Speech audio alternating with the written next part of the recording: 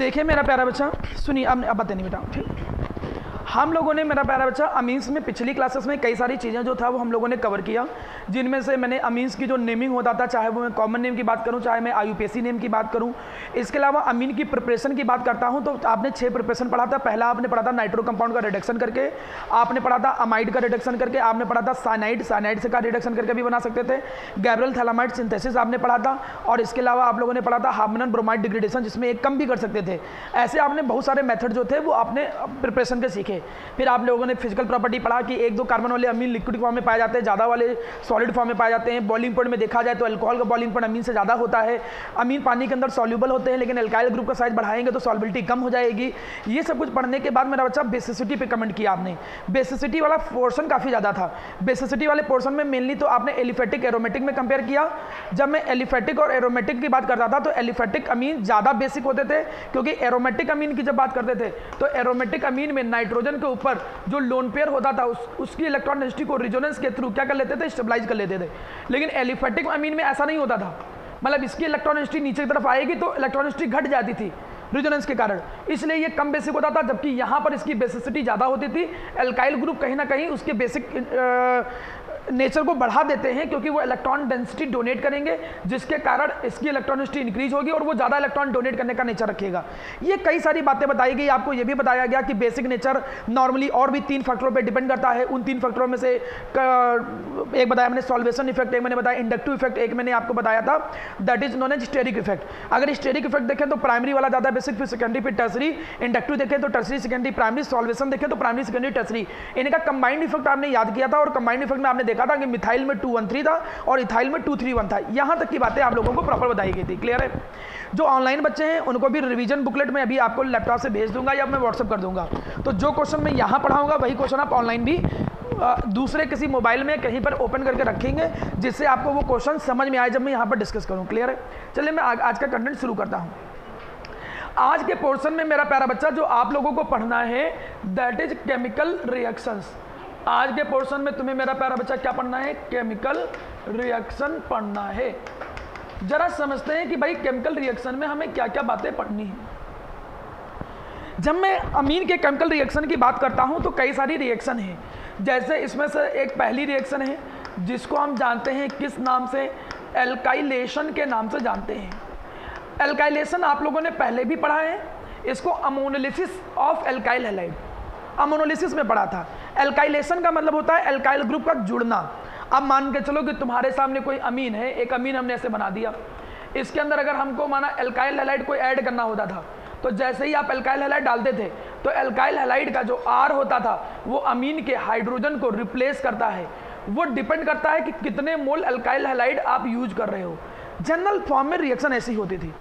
मैं एक एग्जांपल दूं, माना मुझे एक रिएक्शन लिखना है, मैं एक रिएक्शन ऐसे लिखता हूं। मैंने एक रिएक्शन ऐसे लिख दिया, यहां पर एक एग्जाम में रिएक्शन आपके सामने ऐसे लिखी हुई है NH2, और मान के चलो उन्होंने एक रिएक्शन लिख दिया C2H5Br और उन्होंने हीट कर दिया। अब आपको रिएक्शन को देख करके अंदाजा लगाना पड़ेगा कि ये रिएक्शन है क्या। यहां पर अमीन के अंदर या अमोनिया का कोई भी डेरिवेटिव हो, उसके अंदर जब हम एल्काइल हैलाइड डालते हैं तो रिएक्शन को देख करके याद आ जाना चाहिए कि यहाँ पर होगा क्या। यहाँ पर एल्काइल हैलाइड का जो R होता है वो एल्काइल हैलाइड का R अमीन के H को क्या करता है? रिप्लेस करता है। अब जब तक 1 मोल यूज हो तो एक ही आप हटाओ, सारे ना हटाओ। अगर वो 2 मोल यूज करे तो 2 हटाओ, अदरवाइज तुम एक ही हटाओ। ठीक है? तो यहाँ पर क्या होगा? एक हाइड्रोजन हट जाएगा। एक हाइड्रोजन हटने के बाद उसकी जगह पर मेरा प्यारा बच्चा क्या आ जाएगा? C2H5, और बाई प्रोडक्ट जो बनना है वो आपका बना रहेगा। ये आपके सामने देखो मेरा प्यारा बच्चा बन गया प्रोडक्ट। अगर मैं इसको बोलूँ तो ये एन इथाइल बेंजनामीन है, या एन इथाइल एनिलिन भी बोल सकते हो, क्योंकि ये बेंजनामीन का डेरिवेटिव है। तो एन इथाइल बेंजनामीन करके इसका तुम नाम दे सकते हो। क्लियर है? एल्काइलेशन कोई बहुत कठिन काम नहीं होता है। मैं 1-2 एग्जाम्पल और देता हूँ। मान के चलो एक एग्जाम्पल तुमने ऐसे लिखा लाइक दिस CH3, यहाँ पर N लगा दिया, यहाँ पर H लगा दिया। इसके अंदर तुमने पुट कर दिया क्या? C2H5Br, इसको पुट करके हीट कर दिया। अब आपको मालूम है कि ये नाइट्रोजन के अंदर एक हाइड्रोजन है तो उसको सब्स्टिट्यूट करेगा। काम ही होता है एल्काइल हैलाइड का। एल्काइल हैलाइड का काम होता है कि हाइड्रोजन को हटाना। पेपर में कोई कठिन क्वेश्चन आते ही नहीं है, सब कुछ यही बार बार रिपीट होता है। बस आप उन चीज़ों को दिमाग में रख के याद रख पाओ, बस दिमाग में याद रख पाओगे काम चल जाएगा आपका। अब यहाँ से हाइड्रोजन हटेगा और हाइड्रोजन हट करके उसकी जगह पर क्या जाएगा, C2H5 आ जाएगा। C2H5 का मतलब CH2CH3, और बाई प्रोडक्ट आपका जो बना है HBr वो हटा दो। मुझे नाम लिखना था, तो आपको मालूम है कि ये मेन चेन है, बड़ा एल्काइल ग्रुप है, इसमें लगा क्या है 2 मिथाइल, तो N, नाम आ जाएगा डाई मिथाइल। और कितने कार्बन है मेन चेन के अंदर, 2, तो 2 कार्बन के लिए हम क्या यूज कर लेंगे, इथेन, इथेनामीन, 2 कार्बन वाला अमीन, तो इथेन और ई हट करके अमीन, तो N, डाईमिथाइल इथेनामीन, ये है नाम, N, डाईमिथाइल इथेनामीन। ये जनरली मेरा प्यारा बच्चा क्या निकल के आ गया, नाम निकल के आ गया। अब जब ये पोर्शन आपने पढ़ लिया एल्काइलेशन, तो एल्काइलेशन के बाद जो आपके बुक में मैं देख पा रहा हूं अगली हेडिंग है दैट इज एसाइलेशन। एसाइलेशन किसको कहते हैं, जैसे एल्काइलेशन का मतलब होता है एल्काइल ग्रुप का जुड़ना, वैसे एसाइलेशन का मतलब होता है एसाइल ग्रुप का जुड़ना। एसाइल ग्रुप जनरली हम कहते हैं किसे, एसाइल ग्रुप हम CH3CO ग्रुप को या RCO ग्रुप को जनरल भाषा में बोल सकते हो। हम RCO ग्रुप को क्या बोलते हैं, एसाइल ग्रुप बोलते हैं। ये एसाइल ग्रुप जोड़ने का काम करता कौन है, ये एसाइल ग्रुप 2 लोग जोड़ते हैं। अगर आपके सामने अमोनिया या अमोनिया का डेरिवेटिव है, उसके अंदर या तो तुम क्या ऐड कर दो, या तो उसके अंदर तुम एसिड क्लोराइड डाल दो, या तो तुम उसके अंदर क्या डाल दो, एसिड एनहाइड्राइड डाल दो। इन दोनों का काम है कि एसिड एनहाइड्राइड का या एसिड क्लोराइड का जो RCO होता है, वो RCO इसके H को क्या करता है, रिप्लेस करता है। H हटेगा और उसकी जगह पर RCO आ जाएगा। मतलब दोनों रिएक्शनों में अगर मैं बात करूं एक ही चीज होगी, H हटेगा अमीन का H हट के उसकी जगह पर RCO आ जाएगा, COR का मतलब दिस, ये आपके सामने बन जाएगा अमाइड, इसको अमाइड बोलते हैं। हमारे सामने जनरल रिएक्शन कुछ इस तरीके से होती है, मतलब एक जनरल फॉर्म में मुझे रिएक्शन लिखना हो लाइक दिस, मान के चलो मेरे सामने एक रिएक्शन लिखा है CH3CH2NH2 और एक कंप्लीट द रिएक्शन आपके सामने आ गया, लिखा है आपके सामने CH3CO का होल ट्वाइज O, और आपको हीट कर दे और आपसे पूछे बताओ क्या बना है, तो आपको कम से कम दे करके एग्जाम में याद आ जाना चाहिए कि नहीं रिएक्शन में बना क्या है, क्या चीज़ें हैं। अब आप इसको देख रहे हो, मान चलो ये एग्जाम में तुम्हारे लिखा हुआ है, पेपर में क्वेश्चन आया, क्वेश्चन में तुमने देखा यार तो अमीन है, अमीन के अंदर ये तो एसिड क्लोराइड या एनहाइड्राइड, इनका सर ने एक काम बताया था कि इनका जो RCO होता था वो H को क्या करता है, रिप्लेस करता है। तो RCO H को रिप्लेस करेगा, मतलब होगा क्या, ये आ जाएगा CH3CH2NH, और यहाँ पर H हट के क्या जाएगा, COCH3, H हट के यहाँ पर क्या जाएगा, COCH3 आ जाएगा। और बचेगा क्या मेरा बच्चा, एक RCO बच जाएगा, एक RCO का मतलब CH3CO, एक RCO बच गया, एक O भी बच गया, और वहाँ से H जो निकला है हटा है वो यहाँ जाएगा। वो तो चलो बाई प्रोडक्ट है, बाई प्रोडक्ट नहीं भी मेंशन करो तो मेन प्रोडक्ट तो जानो। ये मेन प्रोडक्ट जो तुम देख रहे हो ये अमाइड, इसको अमाइड पढ़ते हैं। RCO देखो RCNH, इसको वैसे पढ़ते हैं RCONH, इतनों को अमाइड पढ़ते हैं, इतनों को पढ़ते हैं एल्कनामाइड। एल्कनामाइड का मतलब कितने कार्बन वाला अमाइड है, 2 कार्बन वाला तो इथेनामाइड, 3 कार्बन वाला प्रोपेनाइड, 4 कार्बन वाला ब्यूटानामाइड। ये क्या लगा है, ये इथाइल ग्रुप एल्काइल लगा है, तो इसको हम पढ़ेंगे कैसे, डायरेक्ट नाइट्रोजन पे लगा है, तो एन इथाइल 2 कार्बन वाला अमाइड है, तो 2 कार्बन वाले अमाइड को क्या बोलेंगे, इथेनामाइड। 2 कार्बन वाले अमाइड को क्या बोलेंगे, इथेनामाइड। हो गई रिएक्शन। आप और क्वेश्चन करके जरा देखिएगा। हम मान के चलो एक क्वेश्चन ऐसे लिख रहे हैं, हमने एक क्वेश्चन ऐसे लिखा, हमने लिखा CH3, यहाँ पर हमने लिख दिया CH3NH2। इतना लिखने के बाद या फिर हम और तरीका सेकेंडरी ले लो, जरूरी थोड़ी है, लो ऐसा ले लो CH3N, यहाँ पर डाल दिया C2H5, यहाँ पर हमने डाल दिया H, और इसके अंदर हमने क्या डाल दिया, एसिड क्लोराइड। एसिड क्लोराइड का मतलब CH3COCl और हीट कर दिया।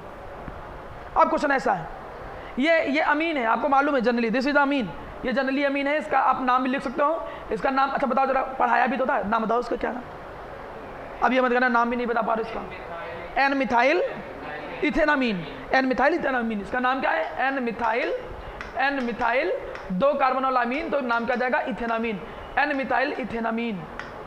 अब इसके अंदर ये डाला तो RCOCl जो होगा वो H को क्या करेगा, रिप्लेस करेगा, RCOCl H को रिप्लेस करेगा। मतलब यहाँ पर क्या होगा, यहाँ पर ये होगा कि C2H5 यहाँ पर आया, H की जगह पर क्या आ गया, COCH3 आया। COCH3 2 कार्बन वाला देखो अमाइड है, ये 2 कार्बन वाला अमाइड आया, तो 2 कार्बन वाले अमाइड को अभी भी तुम इथेनामाइड ही पढ़ोगे, लेकिन इसमें लगा कौन है, मिथाइल और इथाइल, अल्फाबेटिकली क्या नाम है, N इथाइल, फिर क्या आएगा, N मिथाइल, फिर कितने कार्बन वाला अमाइड है, 2 कार्बन वाला, तो देखो क्या बना, इथेनामाइड बना। मैंने 2 एग्जांपल देके समझाने की कोशिश की रिएक्शन को। रिएक्शन तो ये है जनरल, एसाइलेशन का मतलब क्या होता है कि अगर अमीन या अमीन का कोई डेरिवेटिव होता है, उसके अंदर अगर तुम एसिड क्लोराइड या फिर एसिड एनहाइड्राइड डालते हो, तो एसिड क्लोराइड और एसिड एनहाइड्राइड का जो RCO होता है वो अमीन या उसके H को क्या कर देता है, रिप्लेस कर देता है। ये जनरल बेसिक रिएक्शन का एक अप्रोच होता था, ये रिएक्शन में आपने पढ़ा है। इतनी बात पढ़ने और समझने के बाद मुझे लगता है कि इसमें कोई कठिन रिएक्शन नहीं है, सारी रिएक्शन सिंपल है, आप आराम से चीज़ों को बना सकते हो। मैं इसके थोड़ा सा आगे बढ़ता हूँ, आगे की तरफ चीज़ें एक्सप्लेन करता हूँ। 2 रिएक्शन समझ गए। एल्काइलेशन का मतलब एल्काइल ग्रुप का लाना, एसाइलेशन का मतलब होता है एसाइल ग्रुप को इंट्रोड्यूस करना, एसाइल ग्रुप को लाना। इन रिएक्शन के बाद हमारे सामने एक नेक्स्ट रिएक्शन आता है, इस पर आप लिख सकते हो वेरी इंपॉर्टेंट, आप इस पर वेरी वेरी इंपॉर्टेंट लिख सकते हो। इसको हम लोग बोलते हैं किस नाम से, कार्बलेमाइन रिएक्शन के नाम से बोलते हैं, कार्बलेमाइन रिएक्शन के नाम से बोलते हैं।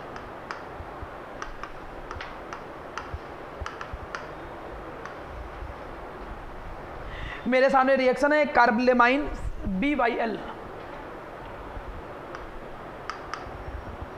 ठीक, कार्बलेमाइन रिएक्शन। कार्बलेमाइन रिएक्शन जो होता है वो नेम रिएक्शनों में से है। फिर से वही बात, अगर मैं आपसे बोलूं कि नहीं आपको केवल 8-10 नेम रिएक्शन याद करके जानी है, तो 8-10 में से या 5, 6, 7, 8 याद करके जानी है, तो उनमें से भी ये इंपॉर्टेंट नेम रिएक्शन आ जाती है। आप इस पर एक बार और वेरी इंपॉर्टेंट लगा सकते हो। कुछ तो मतलब टिप पे आती हैं जो बहुत इंपॉर्टेंट नेम रिएक्शन है। जैसे मैं बोल दूं कि हाफनर ब्रोमाइड तुमने पढ़ा है, कार्बलमाइन तुमने पढ़ा ही है, अल्कोहल एल्डिहाइड पे चले जाओ, इटार्ड रिएक्शन तुमने पढ़ा, इटार्ड रिएक्शन भी कई बार एग्जाम में पूछा जाता है। इटार्ड रिएक्शन के अलावा कार्बोक्सिलिक एसिड में एक था हेल्वलहार्ड जेलेनस्काई रिएक्शन था, वो भी एक नेम रिएक्शन ठीक ठाक है। मतलब 5, 6, 7, 8 नेम रिएक्शन तो ऐसी हैं जो कई बार एग्जाम में डायरेक्ट पूछी जाती है। एल्डोल कंडेंसेशन पूछी जाती है, एल्डोल कंडेंसेशन वाला हेलोफॉर्म पूछ लिया जाता है, कैनिजारो पूछ लिया जाता है। मतलब 7-8 नेम रिएक्शन ऐसी हैं जो हर बार रिपीट होकर जाती हैं।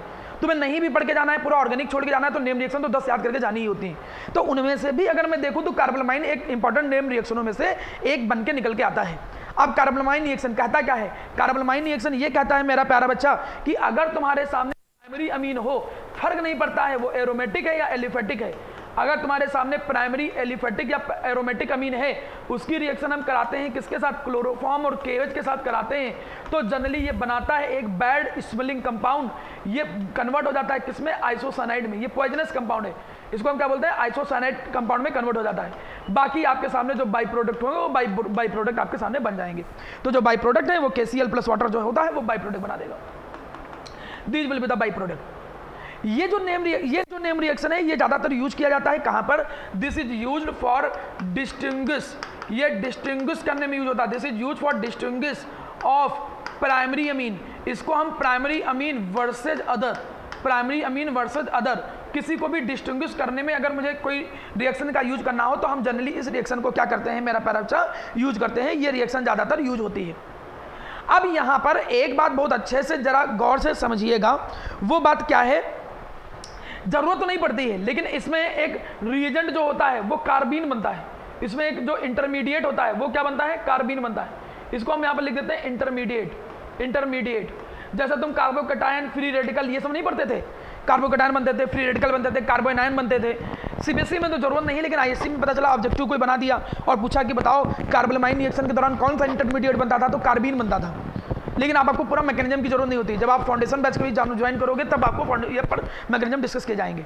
अब डिस्टिंग्विश का मतलब क्या? डिस्टिंग्विश का मतलब एक क्वेश्चन तुम्हारे सामने आ जाए कि हाउ वी विल डिस्टिंग्विश, हम कैसे डिस्टिंग्विश करेंगे बिटवीन मैंने ऐसे लिख दिया, बिटवीन हमने लिख दिया प्रोपेनामीन, हमने ऐसे लिख दिया प्रोपेनामीन। हम कैसे डिस्टिंग्विश करेंगे बिटवीन प्रोपेनामीन एंड मिथाइल, या फिर हम ऐसे भी लिख देते हैं, कॉमन नेम लिख देते हैं, तो कुछ भी लिख दो। अरे आप ऐसे लिख दो एन मिथाइल इथेनामीन। इनके बीच में हम कैसे डिस्टिंग्विश करेंगे, क्वेश्चन ऐसे आ जाता है। और ISC में तो डिस्टिंग्विश के क्वेश्चन बहुत आते हैं। ISC में देखो तो मतलब देखिए, ऑर्गेनिक ऐसा नहीं है कि अगर हम सेलेक्टेड पढ़े, तुम्हारे पास 15 नंबर की ऑर्गेनिक है तो तुम उसमें से 10 नंबर या 8 नंबर नहीं ला सकते हो। बिना पढ़े भी 7-8 नंबर ला सकते हो, कुछ चीज़ों पढ़ के नेम रिएक्शन रट के चले जाओ। डिस्टिंग्विश कैसे करते हैं? डिस्टिंग्विश का क्वेश्चन तुमको हर बार पेपर में मिलता है, आप उसकी थोड़ी बहुत तैयारी कर लो और कुछ 8-10 इंपॉर्टेंट रिएक्शन की तैयारी कर लो। उससे भी तुम 50% नंबर तो ऑर्गेनिक में वैसे भी ले आओ। तो आपको अगर पूरे नंबर लाना है तो पूरा पढ़ना पड़ेगा, अदरवाइज 50% तो मेन चीज़ों को पढ़ के आ जाता है। अब जैसे ये डिस्टिंग्विश आया, तुम पहले बना के देखो यार ये है क्या चीज़, तुमने इसको बना के देखा यार ये तो प्रोपेनामीन है, ये क्या है? ये है CH3 CH2 और यहाँ पर एक और CH2 NH2, 3 कार्बन वाला अमीन है। ये क्या है? N मिथाइल एन मिथाइल इथेनामीन, मतलब ये एक तरीके से क्या है, ये सेकेंडरी अमीन है, दिस इज द सेकेंडरी अमीन, और ये मेरा पैरा बच्चा क्या है, प्राइमरी अमीन। तुम पूरा लिख के दिखाओगे, खाली थियोरेटिकल वर्ड नहीं लिखोगे, आप ऐसे रिएक्शन लिख के दिखाओगे। आप ऐसे लिखोगे CH3 CH2 CH2 NH2, इसके अंदर जब हमने क्या डाल दिया मेरा बच्चा, क्लोरोफॉर्म प्लस क्या डाल दिया, KOH डाल दिया, तो इसने बनाया क्या, आइसोसाइनाइड बनाया, CH3 CH2 CH2 NC, इसने बनाया क्या, आइसोसाइनाइड एक प्रोडक्ट बनाया, तुम्हें पूरा नाम लिखने की जरूरत नहीं, आइसोसाइनाइड प्रोडक्ट बनाया, प्लस उसने क्या बनाया, KCl, प्लस उसने क्या बना दिया, वाटर बना दिया, no need to balance this. और यहीं पे अगर दूसरे की रिएक्शन हम ऐसे करा दें, CH3NH, यहाँ पर हम लिख दें वही C2H5, इसके अंदर तुम ऐसा डाल दो क्लोरोफॉर्म प्लस क्या डाल दो, KOH, और यहाँ पर तुम मान के चलो हीट कर दिया, और आपसे पूछा तो यहाँ पर लिखोगे नो रिएक्शन, कोई भी रिएक्शन नहीं होती है, तब तुम लैंग्वेज लिखोगे। आप कम से कम पहले जनरल प्रेजेंटेशन करो। आप कभी भी कोई टॉपर की कॉपी देखिए जिसने फुल ऑफ फुल पाए हुए हैं, तो उसके प्रेजेंटेशन में बहुत बातें निकलती हैं। आज के टाइम में कोई भी मेरा प्यारा बच्चा आपका आंसर नहीं पढ़ना चाहता है, ये रियलिटी है एग्जामिनर का। तुम्हारा आंसर कोई नहीं पढ़ता है। तुमको लगता होगा नहीं यार हमने तो बहुत मेहनत से लिखा है, वो हमारी एक लाइन पढ़ेगा, कोई नहीं पढ़ता बेटा। अगर तुमने शुरू के 4-5 क्वेश्चन माना, भगवान अगर गलती हो गई तुमसे, 7-8 क्वेश्चन गलत हो गए, तो उसके माइंड में दिमाग में पिक्चर बन गई, उसको पता चल गया नहीं वो गधा बच्चा है, इसको कुछ नहीं आता है, एक माइंड सेट उसका तय हो गया। फिर वो पूरा पैराग्राफ देखेगा, उसमें काम की चीज़ दिखी तो ठीक है, 3 नंबर का क्वेश्चन है तो काम की चीज़ दिखी तो 3 देगा, फिर वो पूरा पढ़ेगा। फिर और अगर मान काम की चीज़ नहीं दिखी तो ऐसे बिना पढ़े, भले उसमें ठीक ठाक लिखा हो और आंसर भी सही जस्टिफाई कराओ, बस ऐसे ऐसे अंडरलाइन करेगा खाली और 1.5 नंबर देके आगे बढ़ जाए। वो एक टाइम ही नहीं हो रहा ना किसी के पास पढ़ने का। हर कॉपी का पैसा मिलता है, जल्दी जाने की देर होती है कि भाई जल्दी टाइम पे कॉपी नहीं चेक तो रुकना पड़ेगा, हमें जल्दी जाना है, तो सब यही होता ही है सबके साथ। तो आपको कम से कम प्रेजेंटेशन ऐसा देना पड़ेगा कि जैसे किसी को ये दिख गया, अब थ्योरी तुम कुछ भी लिखे हो तो यहीं से देख के जाना जाएगा, अच्छा हाँ डिस्टिंग्विश ने क्लोरोफॉर्म किया है और ये नहीं, नो रिएक्शन, पूरा थ्योरी भी नहीं पड़ेगा, पूरा 3 नंबर दे देंगे।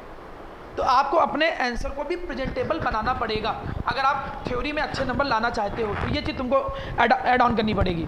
अब आज के टाइम पे तो इतना नेट का ज़माना है, कहीं भी सर्च कर लो, toppers copy chemistry ISC board, 4-5 copy निकल के आ जाएंगी, उसमें देखो कैसे लिखने का तरीका है, कैसे लिखा जाता है, कहाँ पर चीज़ों को हाईलाइट करना होता है, वो सब आदत तुम्हें मिल जाएगी। तो ये डिस्टिंग्विश करने में, कार्बोनामाइन रिएक्शन का डिस्टिंग्विश करने में एक रोल होता है। एक क्वेश्चन एग्जाम में पूछा जाता है कि बताओ कार्बोनामाइन रिएक्शन क्या होता है, या फिर डिस्टिंग्विश में, 2 जगह पर इसके क्वेश्चन बनते हैं। अब ये प्राइमरी अमीन ये टेस्ट देते हैं, सेकेंडरी और टर्सरी अमीन ये टेस्ट नहीं देते हैं। लेकिन फिर अब एक बात निकल के आती है, सर क्या होगा अगर वो सेकेंडरी और टर्सरी अमीन होगा? तो जब सेकेंडरी और टर्सरी अमीन होगा तो हमारे सामने एक रिएक्शन आ जाता है जिसे हम लोग बोलते हैं reaction of amine, reaction with aryl sulphonyl chloride, aryl sulphonyl chloride. Aryl sulphonyl chloride के साथ जरा इसकी रिएक्शन जो होती है, मैं एराइल सल्फोनिल क्लोराइड के साथ इसकी रिएक्शन जो होता है वो थोड़ा सा समझा देता हूं। देखिए इसकी रिएक्शन कैसे होती है। इसकी रिएक्शन अगर माना मैं ऐसे बोलूं, एराइल का मतलब होता है बेंजीन, एराइल का मतलब होता है बेंजीन, सल्फोनिल क्लोराइड का मतलब H डबल बॉन्ड O और यहाँ पर क्या है Cl। इसको हम पढ़ते क्या है, इसको हम लोग पढ़ते हैं ऐसे बेंजीन, फिर इसको वही पढ़ते हैं सल्फोनिल, बेंजीन सल्फोनिल और क्या पढ़ते हैं chloride, benzene sulphonyl chloride. Reaction पे गौर करिएगा, रिएक्शन कोई बहुत कठिन नहीं है। ये जो एराइल सल्फोनिल क्लोराइड है, ये जो बेंजीन सल्फोनिल क्लोराइड है, इसको हम एक और नाम से जानते हैं, इसको हम लोग कहते हैं हिंसबर्ग रिएजेंट। इसको हम कहते हैं हिंसबर्ग रिएजेंट के नाम से जानते हैं, हिंसबर्ग रिएजेंट के नाम से जानते हैं। इसको थोड़ा गौर देखने में बड़ा लगेगा यार ये तो नहीं, थोड़ा सा बड़ा प्रोडक्ट है, ऐसा नहीं है। अब मैं इसमें कुछ रिएक्शन लिख के दिखाता हूँ। मान के चलो कि तुम्हारे सामने एक अमीन है, मैंने यहाँ पर लिख दिया लाइक दिस CH3NH2, हमने यहाँ पर ऐसा लिख दिया, ये है प्राइमरी अमीन। अब हम प्राइमरी अमीन की रिएक्शन इसके साथ करा रहे हैं, ठीक है। जब हम प्राइमरी रिएक्शन की इसके साथ रिएक्शन कराएंगे तो जनरली मेरा प्यारा बच्चा यहाँ से HCl निकलता है। तुम इतना याद रखो कि इन रिएक्शन के दौरान क्या निकलता है, HCl जो है वो निकलता है, ज़्यादा कठिन नहीं है। Cl कहाँ निकलेगा, Cl निकलेगा यहाँ से, और H जो होगा वो कहाँ से निकलेगा, यहाँ से H निकलेगा, और ये चीज़ यहाँ पर आकर जुड़ जाएगी लाइक दिस। सिंपल है ना, ऐसा कोई कठिन नहीं है। जरा इसको जोड़ के दिखाता हूँ, जोड़ के देखो कि कैसे रिएक्शन हो रही है। रिएक्शन में ये बेंजीन आया, यहाँ पर H डबल बॉन्ड O आया, H डबल बॉन्ड O आया, यहाँ पर वो N जुड़ गया N, यहाँ पर एक H लिखा है, यहाँ पर देखो क्या है लगा है, CH3 लिखा है। ये जो आया कोई ज़्यादा कठिन तो नहीं, सिंपल सी रिएक्शन है और उसमें कोई कठिनाई नहीं है, इतना नहीं कोई बहुत कठिन है। और बाई प्रोडक्ट जो निकला वो क्या निकला, HCl निकला। बाई प्रोडक्ट में जो निकला वो HCl निकला। क्लियर है? नाम पहले पढ़ो। जैसे उसको हम पढ़ते थे क्या, उसको हम पढ़ते थे इथेनामाइड, एल्कनामाइड, या फिर हम प्रोपेनामाइड ऐसे पढ़ते थे। तो इतने को हम क्या पढ़ेंगे, सल्फोनामाइड। और आगे क्या लगा है, बेंजीन, तो उसको पूरा क्या पढ़ेंगे, बेंजीन सल्फोनामाइड।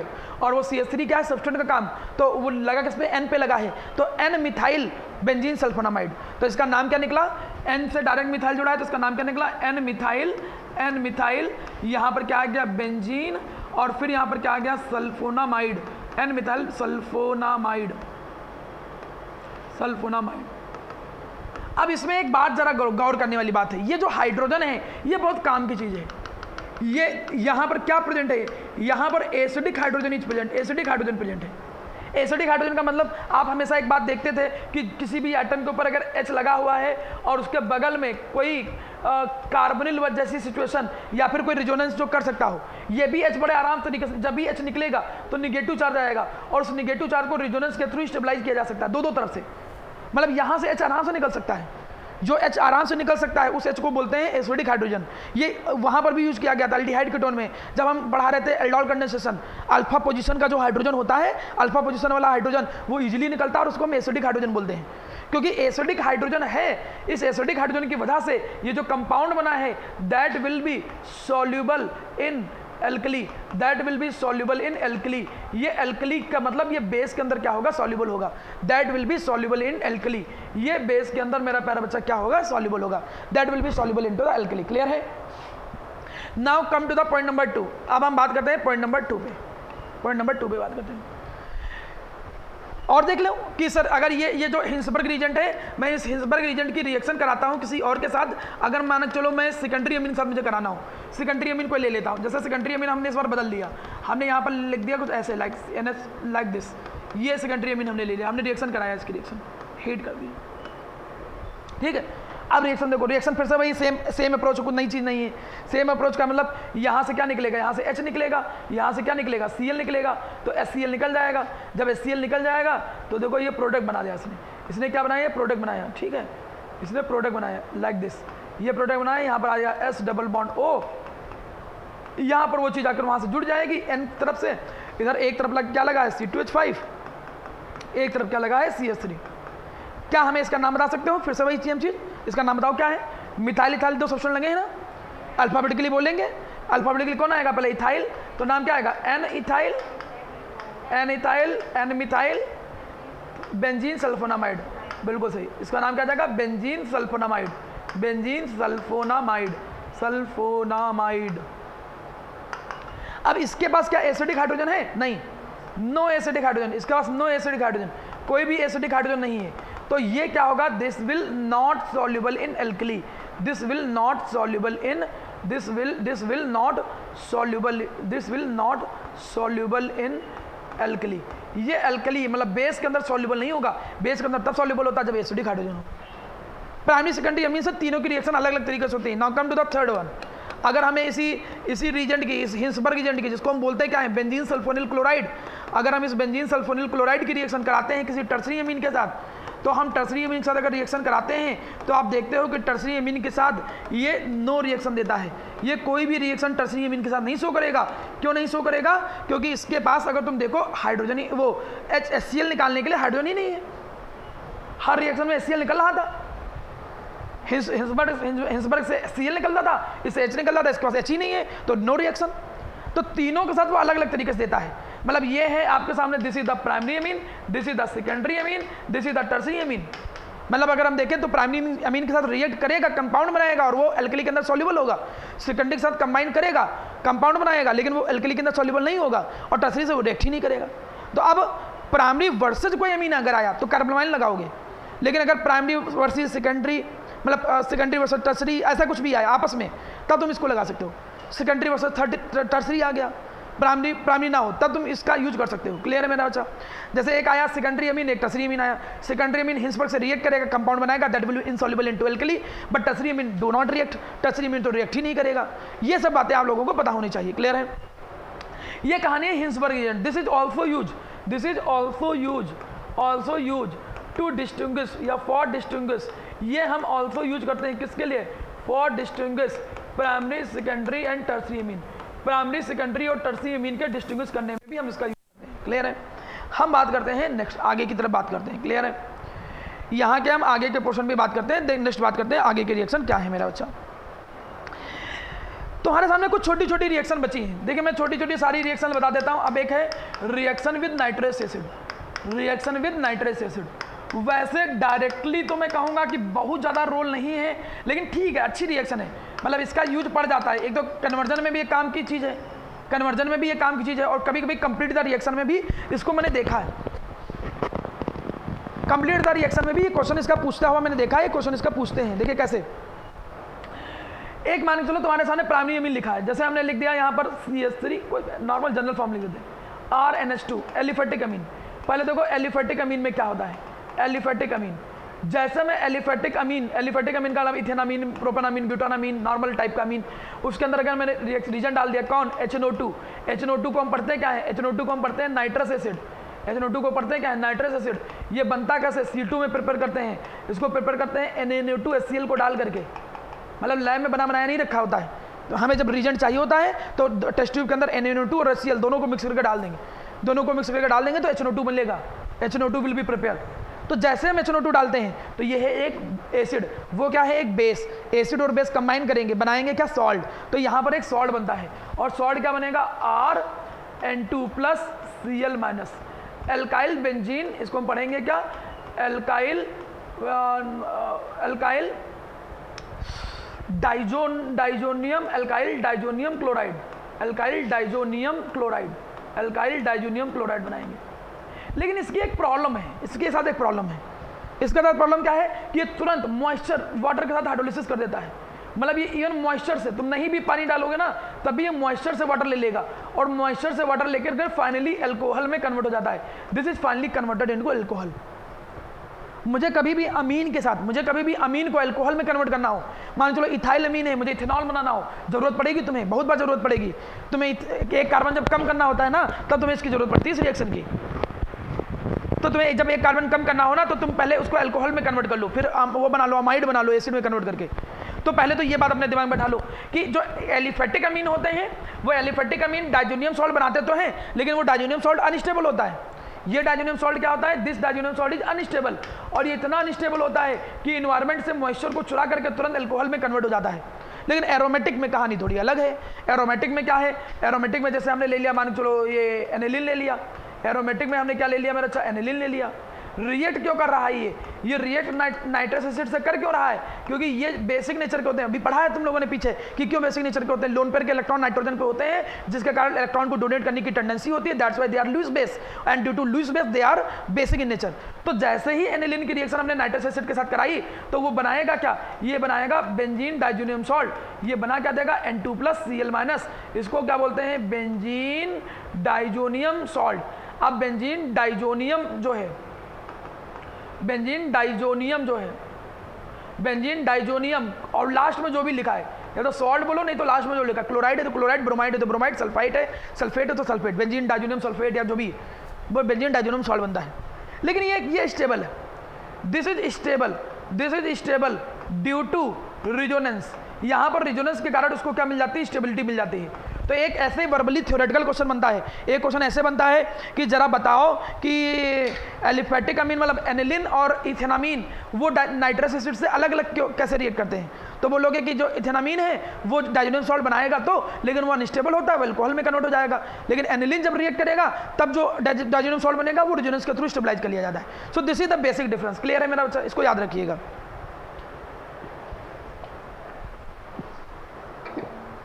अब इसका यूज देखो, इस रिएक्शन का यूज देखो कहाँ पर होता है। ये ज़्यादातर यूज होता है मेरा प्यारा बच्चा जब तुम्हें अमीन से अचानक क्या बनाना हो, अमीन से अल्कोहल बनाना हो, जरूरत पड़ती है। जैसे मैंने पिछली क्लास में बताया, मान के चलो तुम्हें बनाना है क्या हो, तुम्हें बनाना हो प्रोपेनामीन, तुम्हें प्रोपेनामीन से बनाना हो, प्रोपेनामीन टू इथेनामीन, तुम्हें प्रोपेनामीन टू इथेनामीन बनाना है। जरा हमें बता सकते हो कि दिमाग में क्या आता है अगर ये कन्वर्जन हमने दिया, इस कन्वर्जन से दिमाग में क्या आता है, प्रोपेनामीन टू इथेनामीन बनाना है, एक कार्बन कम करना है, मतलब हाफ ब्रोमाइड डिग्रेडेशन लगाना पड़ेगा। हाफ ब्रोमाइड डिग्रेडेशन किस में लगता है, अमाइड में लगता है। अमाइड बनेगा किससे, ये तो अमीन है, CH3 CH2 और यहाँ पर क्या है CH2 NH2, ये प्रोपेनामीन है। अमाइड तो CONH2 होता है, अमाइड तो CONH2 होता है। तो अमाइड कैसे बनाए हम इसको, क्योंकि अमाइड में ही हार्मोनियम ब्रोमाइड लगा पाओगे। अमाइड बनाने के लिए एसिड हो, अगर एसिड हो तो काम हो सकता है। एसिड के अंदर अमोनिया डाल के बनाते थे हम। एसिड कैसे बनेगा, अगर अल्कोहल हो। और अमीन से क्या अल्कोहल बना सकते हो, हाँ अभी ऊपर रिएक्शन उन्होंने बढ़ाया। अगर मैं इस अमीन के अंदर क्या डाल दूँ, नाइट्रस एसिड डाल दूँ, HNO2 डाल दूँ, हीट कर दूँ, तो ये सीधे अल्कोहल में कन्वर्ट हो जाएगा। This will be converted into alcohol. पहले रिएक्शन बताई है अल्कोहल में, यहाँ पर काम आती है बड़े काम की। अमीन से डायरेक्ट अल्कोहल कभी बनाना हो कन्वर्जन के दौरान तो तुम्हें ये काम आता है। अब ये अल्कोहल बन गया, इसके अंदर केमोनोफोर या कोई स्ट्रॉन्ग ऑक्सीडाइजिंग एजेंट डाल दो, इससे ये क्या बना देगा, एसिड बना देगा, CH3 CH2 COH propanoic acid. अब इसके अंदर डाल दो अमोनिया, जैसे अमोनिया डाल करके हीट किया तो यहाँ से OH निकलेगा, यहाँ से H निकलेगा, ठीक, अमाइड बन जाएगा, CH3 CH2 CONH2, ये अमाइड बन गया। अब हार्मोनियम ब्रोमाइड लगा दो, क्या डालना पड़ेगा, Br2 NaOH NOBr। जैसे ये पुट करोगे तो यहाँ से CO निकल जाएगा, आपको मालूम है इसका काम CO निकालने का है। तो CH3 CH2 NH2 बन गया 2 कार्बन वाला अमीन, इथेनामीन बन गया, प्रोपेनामीन से इथेनामीन। बढ़िया रिएक्शन है ये, तो कन्वर्जन में भी आता है। मतलब अगर तुमको ये कहना सर हमें तो इतने सारे कन्वर्जन है, अब कन्वर्जन भी हमको रटवाइए, तो कन्वर्जन के रटवाने में बात करो तो 8-10 कन्वर्जनों में इसे काम का कन्वर्जन है। अमीन में 1 कार्बन बढ़ाना Cl को लाके और अमीन का 1 कार्बन कम करना हार्मोनियम ब्रोमाइड का यूज करके। तो ये कुछ इंपॉर्टेंट कन्वर्जन में से हैं। मतलब आपको कन्वर्जन भी अगर रटने हैं तो उनमें से भी इस तरीके के कन्वर्जन की ज़्यादा प्रैक्टिस करके जाओ। यहाँ तक की बात समझ गए होंगे, उम्मीद करता हूँ नाइट्रस एसिड तक की रिएक्शन आपको समझ में आ गई होगी। ये कोई कठिन रिएक्शन नहीं थी। Now come to the next one. अब हम आते हैं नेक्स्ट पोर्शन पे। यहाँ पर अगली हेडिंग आती है, that is known as electrophilic substitution. चलिए हम चलते हैं इलेक्ट्रोफिलिक सब्स्टिट्यूशन रिएक्शन पे। इलेक्ट्रोफिलिक सब्स्टिट्यूशन रिएक्शन पे चलते हैं। इलेक्ट्रोफिलिक सब्स्टिट्यूशन रिएक्शन पे चलते हैं, समझाने की कोशिश करते हैं कि भाई इलेक्ट्रोफिलिक सब्स्टिट्यूशन रिएक्शन क्या होती है। पहले तो इलेक्ट्रोफिलिक सब्स्टिट्यूशन रिएक्शन को जरा गौर कर लीजिए, ये बाद में सब देखिएगा बेटा, बोर्ड पे देख लो, ठीक है। अच्छा उसी से तुम देख रही होगी, वेरी गुड। अब इलेक्ट्रोफिलिक सब्स्टिट्यूशन रिएक्शन क्या होता है, ये कहता है कि मान के चलो तुम्हारे सामने अमीन है, इस अमीन के अंदर अगर लोन पेयर तुम देखो तो आपने रिजोनेटिंग स्ट्रक्चर बना के देखे होंगे कि ये इलेक्ट्रॉन पहले नीचे आएंगे, ये इलेक्ट्रॉन यहाँ से यहाँ आएंगे। मैं सारे रिजोनेटिंग अगर बना भी दूँ तो देखो अगला रिजोनेटिंग स्ट्रक्चर कैसे बना था। रिजोनेटिंग तो तुम्हें याद होना चाहिए, एक इलेक्ट्रॉन इधर आ जाएगा, पहले इलेक्ट्रॉन ऊपर से नीचे आएंगे, तो नीचे आएंगे तो इस पर इलेक्ट्रॉन की कमी हो जाएगी, पॉजिटिव चार्ज, डबल बॉन्ड यहाँ जाएगा, ये इलेक्ट्रॉन साइड से कॉर्नर पर जाएंगे तो यहाँ निगेटिव आ जाएगा। अगले स्टेप पे क्या होता था इनमें, corner to side, side to corner, ये सब पढ़ाए जा चुके हैं, कई चैप्टरों में पढ़ा है। तो फिर अगला रेजोनेटिंग स्ट्रक्चर कैसा बनता था कि ये कॉर्नर पे आएगा तो यहाँ निगेटिव चार्ज, कॉर्नर से साइड पे आएगा डबल बॉन्ड, यहाँ पर क्या जाएगा NH2 और यहाँ पर फिर से भाई ये कॉर्नर से साइड पे, ये साइड टू कॉर्नर पे। अगले स्टेप पे देखो क्या बना, अगले स्टेप पे देखो क्या आया, सब कुछ सेम, डबल बॉन्ड यहाँ, ये कॉर्नर से साइड पे आया तो डबल बॉन्ड यहाँ पे, यहाँ पर आ गया निगेटिव चार्ज, यहाँ पर आपके सामने क्या आ गया NH2+। अगले स्टेप पे देखिए ये कॉर्नर से कहाँ आया, साइड पे, ये साइड से वापस ऊपर चला गया। जैसे ये वापस ऊपर चला गया तो देखो आपके सामने स्ट्रक्चर क्या बना, ये डबल बॉन्ड यहाँ, डबल बॉन्ड यहाँ, डबल बॉन्ड यहाँ, और वापस आपके सामने देखिए एनिलीन फिर से बनकर तैयार हो गया। लेकिन इस पूरे रिजोनेटिंग स्ट्रक्चर की कहानी में अगर तुम देखो, इस पूरे रिजोनेटिंग स्ट्रक्चर की कहानी में तुम अगर देखो तो एनिलीन में तुम्हें निगेटिव चार्ज कहाँ कहाँ देखने को मिलता है, एक देखने को मिलता है अर्थो पे और कहाँ देखने को मिलता है पैरा पे। देखो 3 जगह पे निगेटिव चार्ज है।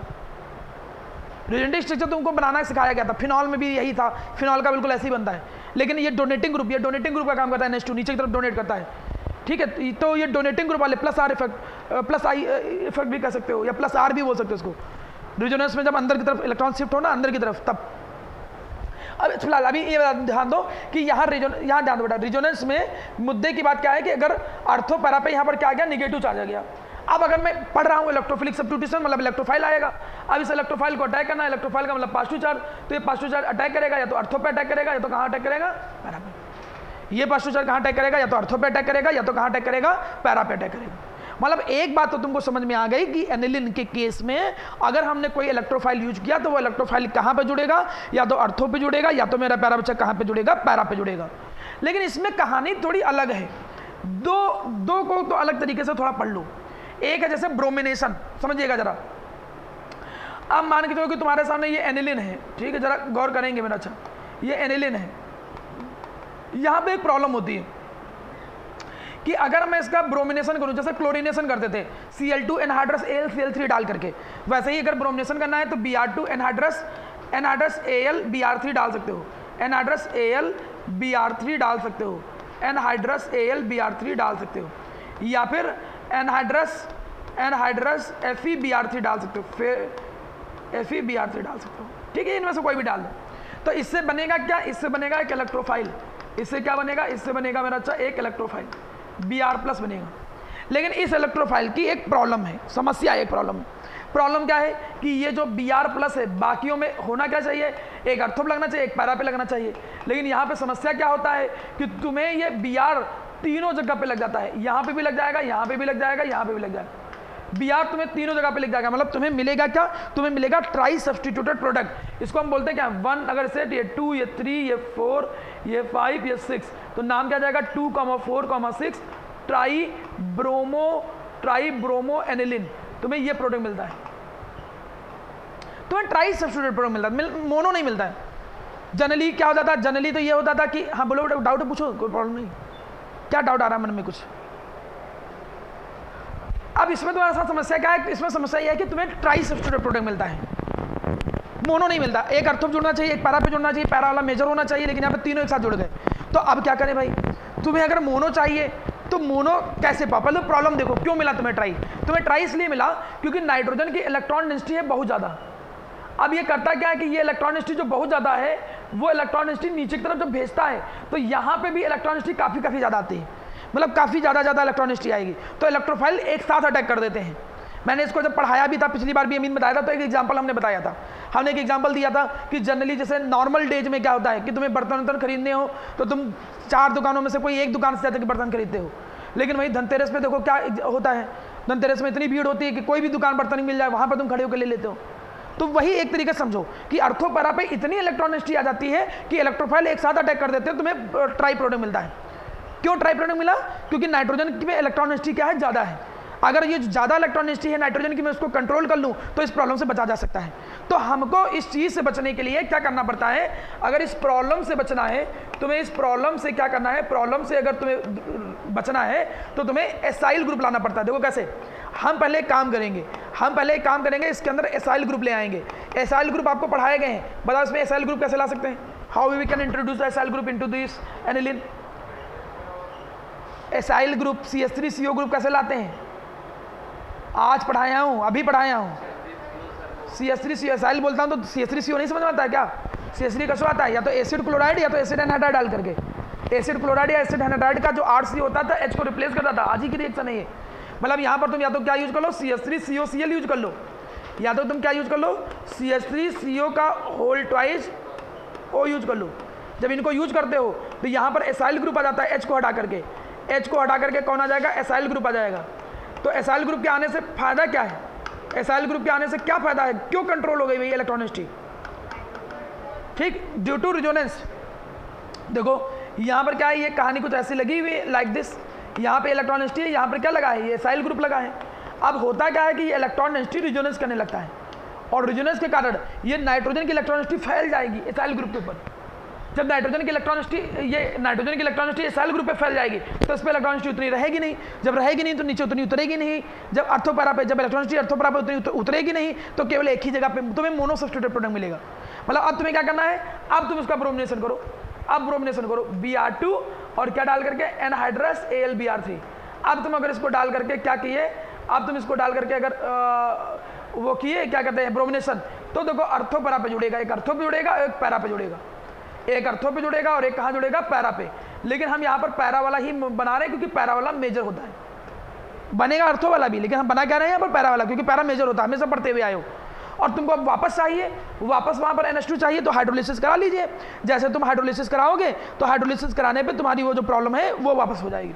एसिडिक या बेसिक हाइड्रोलिसिस जैसे कराओगे, वो हाइड्रोलिसिस करने पे वापस यहाँ पर NH2 ग्रुप आ जाता है, ये ऊपर का पूरा ग्रुप हटेगा और पूरा ग्रुप हट करके यहाँ पर Br आ गया। किया क्या तुमने, प्रॉब्लम क्या थी, प्रॉब्लम ये थी कि अगर हम डायरेक्ट ब्रोमिनेशन करते तो डायरेक्ट ब्रोमिनेशन करने से तुम्हें ट्राई सब्स्टिट्यूटेड प्रोडक्ट मिलता था। तुम्हें मोनो सब्स्टिट्यूटेड प्रोडक्ट बनाना है तो नाइट्रोजन की इलेक्ट्रॉन डेंसिटी कंट्रोल करनी पड़ेगी। नाइट्रोजन की इलेक्ट्रॉन डेंसिटी कंट्रोल कैसे करोगे, एसाइल ग्रुप को लाके, एसाइल ग्रुप लाके इलेक्ट्रॉन डेंसिटी कंट्रोल कर लो, मोनो सब्स्टिट्यूटेड प्रोडक्ट बना लो, जो ये डिस्टर्बेंस आया था उसको बेसिक हाइड्रोलिसिस करा करके वापस NH2 में कन्वर्ट कर सकते हो, एसाइल ग्रुप को वापस NH2 में तुम बदल भी सकते हो। तो अगर नॉर्मल डालोगे ये रीजन तो ट्राई मिलेगा, अगर तुमको मोनो ही बनाना है तो इस तरीके से मोनो बना सकते हो। ये बात आपको अपने दिमाग में रखनी पड़ेगी। एनिलीन में डायरेक्ट ब्रोमिनेशन करने से मोनो सब्स्टिट्यूटेड प्रोडक्ट नहीं मिलता है, तुम्हें क्या मिलता है मेरा प्यारा बच्चा, ट्राई सब्स्टिट्यूटेड प्रोडक्ट जो होता है वो मिलता है। इस रिएक्शन को हम यहाँ पर लिख देते हैं, इसको हम लोग क्या बोलते हैं, ब्रोमिनेशन। इसको हम लोग क्या जानते हैं, ब्रोमिनेशन के नाम से जानते हैं।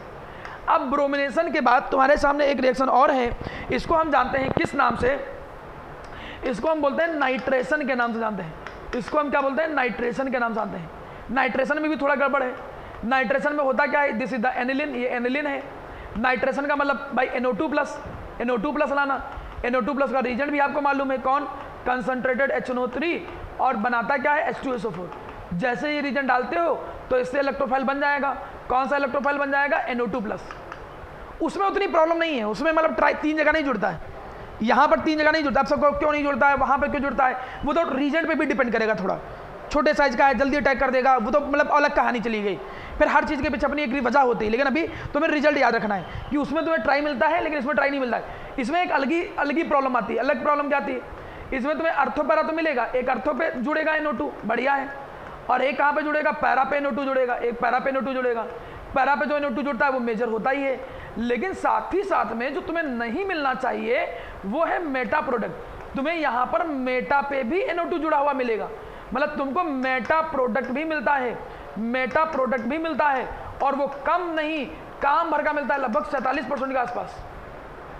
मतलब यहाँ पर अगर तुम देखोगे तो तुमको काम भर का मेटा प्रोडक्ट मिलता है 47%। मतलब इसको बोलते हैं significant amount of meta product मिलता है। मेटा मिलना नहीं चाहिए, क्योंकि ऊपर रिएक्शन देखो, रिएक्शन ये कहता था कि अगर एनिलीन के अंदर तुम कोई इलेक्ट्रोफाइल डालोगे, वो इलेक्ट्रोफाइल क्या होगा, या तो वो इलेक्ट्रोफाइल उसके अर्थों पे जुड़ेगा, या तो अर्थों पे जुड़ेगा, या तो वो इलेक्ट्रोफाइल कहाँ जुड़ेगा, उसके पैरा पे जुड़ेगा, या तो अर्थों पे जुड़ेगा या तो पैरा पे जुड़ेगा। और पैरा वाला जो होता है वो क्या होता था, मेजर। तो अर्थो पैरा पे जुड़ना चाहिए था। पैरा मिल भी रहा है, कोई प्रॉब्लम नहीं, लेकिन पैरा के साथ मेटा मिल रहा है, मेटा नहीं मिलता है। मेटा ये डोनेटिंग वाले ग्रुप में नहीं मिलता है। तो इसके पीछे की वजह क्या है, क्यों तुम्हें सिग्निफिकेंट अमाउंट ऑफ मेटा मिलता है। तो एक कॉन्सेप्चुअल क्वेश्चन ये है कि why we obtain significant amount of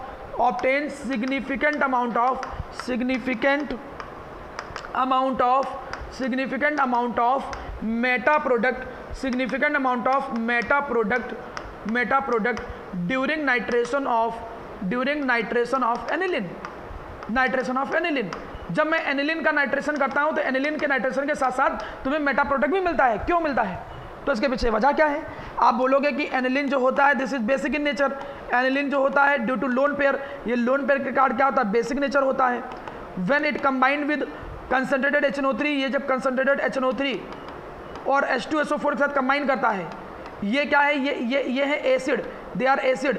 ये क्या प्रोड्यूस करते हैं, H+, उस H+ के साथ ये कंबाइन कर जाता है, और कंबाइन करके ये बनाता क्या है, कंबाइन करके ये बनाता है एनिलिनियम आयन। कंबाइन करके बनाता है anilinium ion. This is high deactivating group, ये हाई डीएक्टिवेटिंग ग्रुप होता है। This is high deactivating group, ये हाई डीएक्टिवेटिंग ग्रुप होता है। सो जो मेटा प्रोडक्ट बनाता है, so it form Meta product. इस वजह से ये क्या होता है, ये मेटा प्रोडक्ट जो होता है वो बनाता है, इट फॉर्म मेटा प्रोडक्ट। फिर को सर ऐसा है तो सारे मेटा मिलने चाहिए, लेकिन ये जो बहक गए हैं ना, बहकने का मतलब जो एनिलिन है उसमें से कुछ ही एनिलिन H+ के साथ अट्रैक्ट होते हैं। H+ तो तैर रहा है सॉल्यूशन के अंदर, क्योंकि रीजेंट ही तुमने यूज किया है। नाइट्रेशन के दौरान जो रीजेंट यूज कर रहे हो वो एसिड यूज कर रहे हो, एसिड के कारण सॉल्यूशन के अंदर H+ है। आप पता चला 100 एनिलिनियम आयन है, 100 के अंदर 47 एनिलिन जो है वो H+ के साथ कंबाइन करके एनिलिनियम बना देते हैं, और एनिलिनियम फिर मेटा प्रोडक्ट दे देगा, और फिर वापस वो NH2 में कन्वर्ट हो जाता है। मतलब यहाँ पर जो एनिलिनियम आयन बन रहा है वो एनिलिनियम आयन एक डीएक्टिवेटिंग ग्रुप है। डीएक्टिवेटिंग का मतलब ये डीएक्टिवेटिंग किसके प्रति, अर्थोपैरा के लिए, मतलब वो फिर मेटा पे भेजेगा। डीएक्टिवेटिंग अगर इलेक्ट्रोफाइल के लिए मतलब वो मेटा पे भेजेगा। तो आप आंसर लैंग्वेज बना लोगे, जब किसी भी किताब में देखोगे लैंग्वेज लिखा मिला है, आपको ये लैंग्वेज में लिखा मिलेगा कि anilinium ion aniline is combined with H+ present in the concentrated H2SO4 या medium and form the anilinium ion, और बना देता है एनिलिनियम आयन बना देता है। और this anilinium ion is high deactivating group, so it form the Meta product, इसलिए वो मेटा प्रोडक्ट तुम्हें देता है। फिर वही बात, हमें कंट्रोल करना है, हम नहीं चाहते भाई मेटा प्रोडक्ट मिले। तो ये क्यों H+ के साथ ये बहके ही क्यों, जो ये 2-4 बहक गए हैं वो क्यों बहके हैं, क्योंकि इसके ऊपर नेगेटिव चार्ज ज़्यादा था, लोन पेयर की इलेक्ट्रॉन डेंसिटी ज़्यादा थी ना, इसी वजह से वो H+ के साथ कंबाइन कर गए। जब किसी पर ज़्यादा इलेक्ट्रॉन डेंसिटी है ना तो यही होता है फिर। तो अगर हम इसकी इलेक्ट्रॉन डेंसिटी ही कम कर दें, जैसे नहीं उसके ऊपर पहले से ही काट दो, तो ये नहीं उड़ेगा ज़्यादा, तो फिर वो H+ के साथ कंबाइन ही नहीं करेगा। तो आपको भी क्या करना है, इसकी इलेक्ट्रॉन डेंसिटी को कंट्रोल करना है, और कंट्रोल करने का तरीका तुम देख रखे हो। यहाँ भी वैसे ही कंट्रोल करते हैं। यहाँ पर हम क्या करेंगे, पहले एसाइल ग्रुप ले आएंगे। एसाइल ग्रुप लाने के लिए वही CH3COCl या एनहाइड्राइड डाल दो। जैसे एनहाइड्राइड डालोगे तो यहाँ पर क्या जाएगा, यहाँ पर H और यहाँ पर आ जाएगा COCH3 और ये आ गया COCH3। फिर अगले स्टेप पे क्या होगा, अगले स्टेप पे जब ये आया, हाँ, इसके बाद अब तुम नाइट्रेशन करा दो। अब कंसनट्रेटेड HNO3 और H2SO4 डाल दो। अब कंसनट्रेटेड HNO3 और H2SO4 डाल दो। जब ये डालोगे तो अब नाइट्रेशन जो NO2 बनेगा वो अर्थोपैरा पे लगेगा खाली। अर्थोपैरा का मतलब हमने केवल पैरा वाला बनाया है, केवल पैरा वाला, और सॉरी अब केवल पैरा पे लगेगा, साथ ही साथ में ये जुड़ा हुआ था। और वापस तुम्हें वही चीज़ पानी है, NH2 वापस लगाना है, तो बेसिक हाइड्रोलिसिस कर दो फिर से, और फिर से देखो वहाँ पर NH2 मिल गया। मतलब तुम्हें अगर इस प्रॉब्लम से निजात पानी है, तुम नहीं चाहते हो मेटा मिले, तो फिर से तुम्हें वही कंट्रोल करनी पड़ेगी एनिलीन की नाइट्रोजन की इलेक्ट्रॉनिसिटी को। और एनिलीन की नाइट्रोजन की इलेक्ट्रॉनिसिटी को कंट्रोल करने के लिए एसाइलेशन ही करना पड़ता है। एसाइलेशन करके तुम एनिलीन के नाइट्रोजन की इलेक्ट्रॉनिसिटी को कंट्रोल करो, फिर तुम्हें वो प्रॉब्लम नहीं क्रिएट करेगा, फिर तुम्हें वो प्रॉब्लम महसूस नहीं कराएगा। तो ये कुछ रिएक्शंस हैं। इन रिएक्शंस के साथ आप लोगों का लगभग टाइम कंप्लीट हो गया है। तो एक दो रिएक्शन और बची है, उनको बता देता हूँ, फिर आप लोग फ्री हो जा सकते हो। लगभग सारी चीज़ मैंने बता रखी है फिर, ठीक है, चैप्टर आपका कंप्लीट हो जाएगा।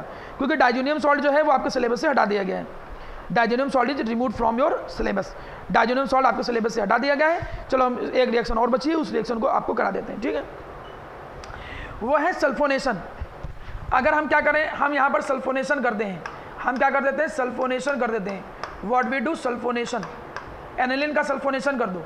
एनिलीन के सल्फोनेशन का मतलब ये एनिलीन हो गया भैया जी, ये एनिलीन हो गया। सल्फोनेशन के लिए जो रीजन हम यूज करते थे आपको मालूम है, क्या रीजन यूज करते थे, कंसनट्रेटेड H2SO4। जब हम ये डालते थे तो इससे बनता क्या था, इससे बना था एक इलेक्ट्रोफाइल। क्या बनता था इलेक्ट्रोफाइल, SO3H+। एक अर्थों पे जुड़ेगा, एक पैरा पे जुड़ेगा, एक अर्थों पे जुड़ेगा और एक कहाँ जुड़ेगा, पैरा पे। तो इसमें पैरा पे हम जोड़ते मेजर प्रोडक्ट। यहाँ पे हम क्या जोड़ते थे, पैरा पे। पैरा पे हमने क्या लगा दिया, मेजर प्रोडक्ट। यहाँ पे हमने पैरा पे क्या लगा दिया, मेजर प्रोडक्ट। लेकिन होता क्या है कि ये जो लोन पेयर है ये इस H को खींच लेता अपनी तरफ, ये इस H+ को खींच लेगा। जैसे इस H+ को खींच लेगा, एक इक्विलिब्रियम में बना देता है ये। जब H उसके ऊपर जाएगा तो ये बना देगा ऊपर की तरफ एनिलीनियम आयन और नीचे तरफ क्या आएगा, SO3-। इस तरीके के डाइपोलर आयन को हम एक नाम देते हैं, दिस इज नोन एज ज्यूटेड आयन। तो ज्यूटेड आयन बनता कब है, जब एनिलीन की रिएक्शन, एनिलीन का क्या करते हैं, सल्फोनेशन करते हैं। एनिलीन का क्या करते हैं, सल्फोनेशन करते हैं। रिएक्शन सिंपल है, कॉन्सेप्चुअल क्वेश्चन करो, मेन रिएक्शन जो होती है वो सारी पढ़ा दी गई आपको। नॉर्मल रिएक्शन पढ़ाई गई, एलिफेटिक एरोमेटिक सारी बताई गई। डाइजोनियम सॉल्ट हमें लगता है CBSE ISE दोनों से इस साल के लिए हटा दिया गया है। तो वैसे भी अगर डाइजोनियम सॉल्ट अगले साल पढ़ाएंगे तो आपका एक रिकॉर्डेड लेक्चर अलग से कर लेंगे। मुझे नहीं लगता कोई खास प्रॉब्लम वाली बात है, एक बार सारी रिएक्शन देख लीजिए।